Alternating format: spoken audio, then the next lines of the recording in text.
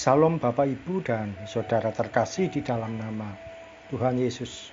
Dimanapun Anda berada dan dimanapun Anda bisa mendengar rekaman ini, kita bertemu dalam program Saat Teduh 5 Menit untuk edisi hari ini.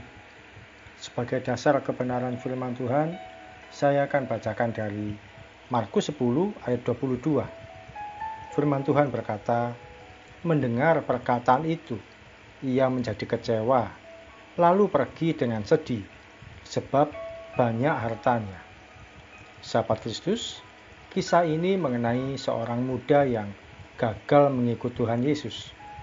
Dia gagal justru pada seleksi kedua yang dilakukan oleh Tuhan Yesus sendiri.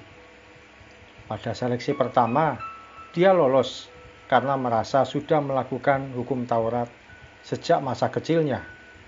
Namun pada seleksi berikutnya, ketika Tuhan Yesus meminta dia untuk menjual hartanya, lalu dibagikan pada orang-orang miskin, di situ dia gagal.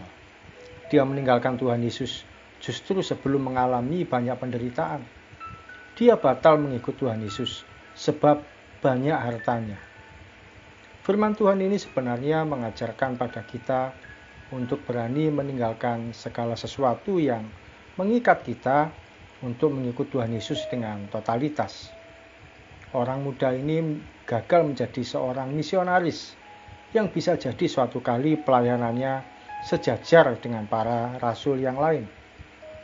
Hatinya lebih berat pada hartanya. Firman Tuhan pun menyatakan di mana harta kita berada, di situ hati kita berada. Sahabat Kristus, harta apa yang mengikat hati kita saat ini? Harta belum tentu berupa materi berwujud uang dan benda.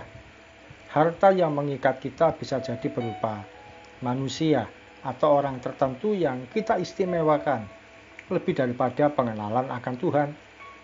Juga berupa jabatan, gelar, posisi, dan kedudukan tertentu yang kita kejar tanpa kenal lelah. Bahkan ambisi pelayanan pun juga merupakan suatu yang menghalangi kita untuk mengikut Tuhan.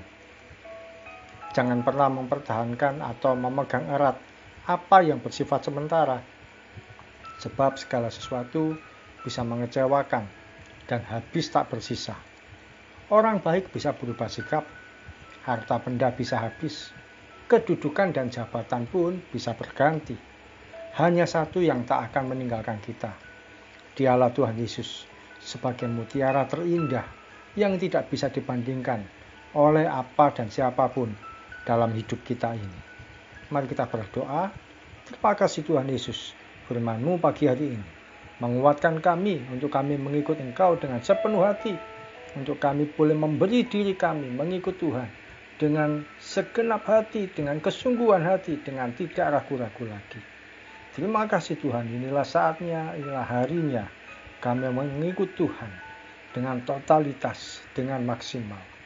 Sekalipun situasi boleh berubah, tapi kami percaya Engkau Tuhan Yesus tidak pernah berubah. Kasih setiamu itu yang selalu ada pada kami, tidak pernah meninggalkan kehidupan kami.